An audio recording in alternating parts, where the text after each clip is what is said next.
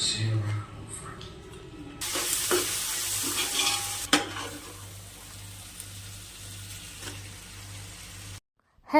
Welcome to my YouTube channel. Sunday ആയിട്ട് എന്താ പരിപാടി എന്നാണെന്നല്ലേ. ഇന്നത്തെ സ്പെഷ്യൽ ഒരു അടിപൊളി ചിക്കൻ ബിരിയാണി ആയിട്ടോ ഉണ്ടാക്കാൻ പോണത്. ആദ്യം തന്നെ ചിക്കനെ ഒന്ന് നല്ലതുപോലെ ഒന്ന് മാരിനേറ്റ് ചെയ്ത് വെക്കണം. ഒരു അരമണിക്കൂറെങ്കിലും വെച്ചാലേ നമുക്ക് ആ മാരിനേഷനിൽ നമ്മുടെ മസാലയൊക്കെ ചിക്കനകത്ത് ഒന്ന് പിടിക്കത്തുള്ളൂ. അതിന് വേണ്ടിയിട്ട് ഞാൻ ഇഞ്ചിയും വെളുത്തുള്ളിയും പേസ്റ്റ് എടുത്തിട്ടുണ്ട്. ആവശ്യത്തിനുള്ള ഉപ്പും ഇട്ട്, പിന്നെ 1/4 ടീസ്പൂൺ മഞ്ഞൾപ്പൊടിയും ഗരം മസാലയും പിന്നെ കാശ്മീരി മുളക് പൊടിയും പിന്നെ എരിവിനുള്ള അല്ലാത്ത മുളക് പൊടിയും എല്ലാം ഓരോ ടീസ്പൂൺ വെച്ച് ഇട്ട് കൊടുത്തിട്ടുണ്ട്. പിന്നെ തൈര് ചേർക്കുന്നുണ്ട്. തൈര് ഒരു കുറച്ച് മതിയാവും. ഇവിടെ ഞാൻ ചേർത്ത് കൊടുത്തിരിക്കുന്നത് പുളിയില്ലാത്ത തൈരാണ്.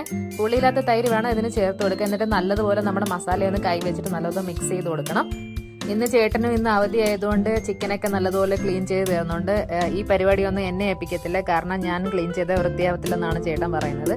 മാരിനേഷനുള്ള മസാല അവിടെ തയ്യാറാക്കി വെച്ചിട്ടുണ്ട്. ഇനി നമുക്ക് കഴുകി വൃത്തിയാക്കിയ ചിക്കൻ അങ്ങോട്ട് ചേർത്ത് കൊടുക്കാം ഇതിനകത്തോട്ട്. ഇനി നമ്മുടെ മസാലയും ചിക്കനും ഒന്ന് നല്ലതുപോലെ ഒന്ന് കൈ വെച്ചിട്ട് തന്നെ ഒന്ന് കുഴച്ചെടുക്കണം. കൈ വെച്ചിട്ട് കുഴച്ച് മിക്സ് ചെയ്തെങ്കിൽ അത് നല്ലതുപോലെ ഒന്ന് പിടിച്ചിരിക്കത്തുള്ളൂ. ഇനി നമുക്ക് ഒരു 10-15 മിനിറ്റ് കൂടുതൽ, ഒരു അരമണിക്കൂറെങ്കിലും വെച്ചാൽ നല്ലതായിരിക്കും. മസാലയ്ക്ക് ഒന്ന് പിടിച്ചിരിക്കും. ഫ്രിഡ്ജിൽ തന്നെ വെച്ചേക്കണേ. മാരിനേറ്റ് ചെയ്ത ചിക്കൻ അവിടെ ഫ്രിഡ്ജിൽ നിന്ന് റെസ്റ്റ് എടുത്തോട്ടെ. ഇനി നമുക്ക് ബിരിയാണിക്കുള്ള ബാക്കി സവാളയൊക്കെ കട്ട് ചെയ്തെടുക്കാം. നമ്മുടെ വീട്ടിലെ ആൾക്കാർ ഒരുപാടുള്ളത് കൊണ്ടാണ് ഞാൻ ഇങ്ങനെ വലിയ ഒരു ചരുവ് എടുത്തിരിക്കുന്നത്.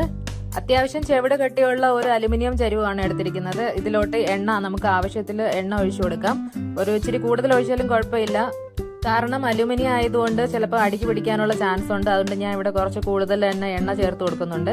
എണ്ണ ചൂടായി വരുമ്പോഴത്തേക്കും നമുക്ക് പട്ട, ഗ്രാമ്പൂ, ഏലക്ക, പിന്നെ ഒരു സ്റ്റാറിന്റെ പീസും പിന്നെ 2 വഴന ഇലയും കൂടെ ഇട്ട് ചേർത്ത് നല്ലതുപോലെ ഒന്ന് പൊടിച്ചെടുക്കാം.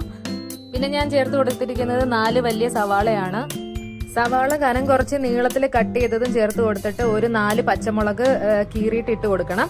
ഇതിലോട്ട് ഒരു ശകലം ഉപ്പും കൂടെ ചേർത്തിട്ട് നമുക്ക് ഇതിനെ നല്ലതുപോലെ ഒന്ന് വഴറ്റിയെടുത്ത് കൊടുക്കാം.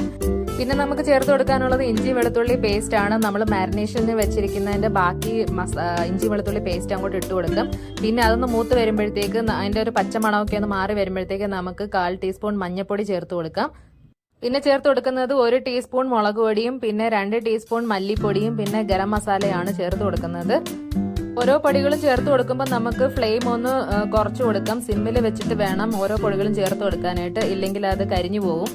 പിന്നെ ഓരോ പൊടികളും നല്ലതുപോലെ മൂപ്പിച്ചും കൂടെ എടുക്കണം, ഇല്ലെങ്കിൽ അതിന്റെ ഒരു പച്ചമണം ഉണ്ടാവും. ഇവിടെ നമുക്ക് എവറസ്റ്റിന്റെ ചെറിയ ചെറിയ പാക്കറ്റിൽ മസാല മേടിക്കാൻ കിട്ടും. അതാണ് ഞാൻ ഇവിടെ ചേർത്ത് കൊടുത്തിരിക്കുന്നത് ഗരം മസാലയായിട്ട്. എവറസ്റ്റിന്റെ മസാലപ്പൊടിയാണ്. വീട്ടിൽ തന്നെ ഗരം മസാല ഉണ്ടാക്കിയിട്ടുണ്ടെങ്കിൽ അത് ചേർത്ത് കൊടുത്താലും മതിയാവും.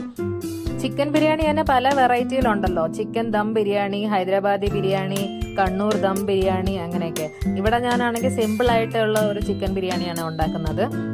സിമ്പിൾ ആണെങ്കിലും നമ്മുടെ ചിക്കൻ ബിരിയാണിക്ക് ടേസ്റ്റിന് യാതൊരു കുറവുമില്ല. നമ്മുടെ കടയിൽ നിന്നൊക്കെ മേടിക്കാൻ പറ്റുന്ന റെസ്റ്റോറന്റ് സ്റ്റൈലിൽ അടിപൊളി ബിരിയാണി തന്നെയാണ് ഇതിന്റെ ടേസ്റ്റ്.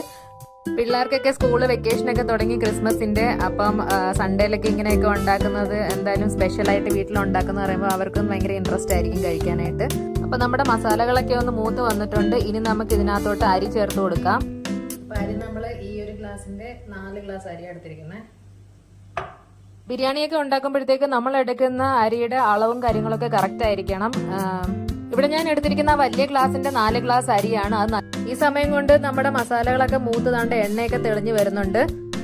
ഇതാണ് നമുക്ക് ചിക്കനൊക്കെ ഇട്ട് കൊടുക്കാനുള്ള പരുവം. നമ്മുടെ മസാലയുടെ എണ്ണയൊക്കെ തെളിഞ്ഞ് ഇതുപോലെ വരുമ്പോൾ ഇനി നമുക്ക് ഫ്രിഡ്ജിൽ നിന്ന് നമ്മുടെ മാരിനേറ്റ് ചെയ്ത് വെച്ചിരിക്കുന്ന ചിക്കൻ അങ്ങോട്ട് എടുത്തിട്ട് ഇതിനകത്തോട്ട് നല്ലതുപോലെ ഒന്ന് മിക്സ് ചെയ്ത് കൊടുക്കാം.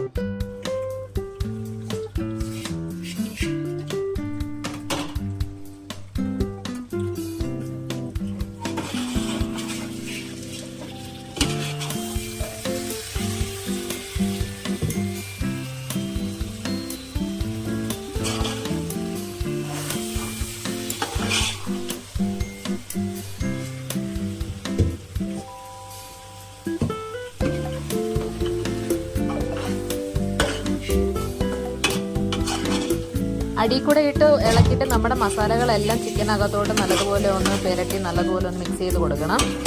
ചിക്കൻ്റെ ഓരോ പീസസിലും നമ്മുടെ മസാല എത്തുന്ന രീതിയിൽ നല്ലതുപോലെ ഒന്ന് ഇളക്കിയിട്ട് കൊടുക്കണം. പിന്നെ ഞാൻ ഇതിനകത്തോട് ചേർത്ത് കൊടുക്കുന്നത് ഒരു ശകലം കസൂരി മേത്തിയാണ്. ഇത് ഓപ്ഷണലാണ്, ഇത് ഇട്ടില്ലെങ്കിലും കുഴപ്പമൊന്നുമില്ല.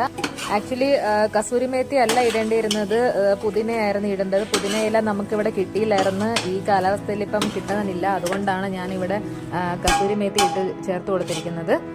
ഇനി നമ്മുടെ ചിക്കൻ്റെ പാത്രത്തിന് അപ്പുറത്തെ സ്റ്റൗവിലോട്ട് ഞാൻ മാറ്റിയിട്ടുണ്ട്. എന്നിട്ട് ഈ അടുപ്പിലോട്ട് ഞാൻ ഒരു ഉരുളി വെച്ചിട്ട് അതിനകത്ത് ശകല എണ്ണ ഒഴിച്ചിട്ട് നമ്മുടെ അരി വെള്ളം തോരാനായിട്ട് വെച്ചിരുന്ന അരി എടുത്തിട്ട് ഞാൻ ഒന്ന് വറുത്ത് കൊടുക്കുന്നുണ്ട്. ചെറിയ ഒരു ചൂടോട് കൂടിയിട്ട് എണ്ണയിലോട്ട് ഇട്ടിട്ട് ജസ്റ്റ് ഒന്ന് വറുത്തെടുത്ത് കൊടുത്താൽ മതിയാവും. കാരണം നമ്മുടെ ചിക്കൻ ബിരിയാണിയിൽ നമ്മുടെ അരി ചോറ് വെന്ത് കഴിയുമ്പോഴത്തേക്ക് കുഴഞ്ഞു പോകാതെ ഓരോ അരിമണികളായിട്ട് കിട്ടാൻ വേണ്ടിയിട്ടാണ്. ഒരു 5 മിനിറ്റ് ജസ്റ്റ് ഒന്ന് ഫ്രൈ ചെയ്തിട്ട് ഞാൻ നേരെ ചിക്കൻ്റെ മസാലയിലോട്ട് അങ്ങോട്ട് ഇട്ട് കൊടുക്കുന്നുണ്ട്. ആ സമയത്തിന് നമ്മുടെ ചിക്കനൊക്കെ ഒന്ന് പകുതിയോളം ഒന്ന് വെന്തിട്ടുണ്ടായിരുന്നു. ചിക്കനൊക്കെ ഒന്ന് പകുതി വേവ് ആകുമ്പോഴത്തേക്ക് മാത്രമേ നമ്മുടെ അരിയൊക്കെ ഒന്ന് ഇതുപോലെ ഒന്ന് വറുത്തിട്ട് ഇങ്ങനെ അതിൻ്റെ മുകളിലോട്ട് ഇങ്ങനെ ഇട്ട് കൊടുക്കാൻ പാടുള്ളൂ. ഇനി ചിക്കൻ്റെ കൂടെ കിടന്നിട്ട് നമ്മുടെ അരി നല്ലതുപോലെ ഒന്ന് മിക്സ് ചെയ്ത് കൊടുക്കണം. നല്ലതുപോലെ ഒന്ന് അടിക്കൂടെ ഇട്ട് നല്ലതുപോലെ ഒന്ന് മിക്സ് ചെയ്ത് കൊടുക്കാം.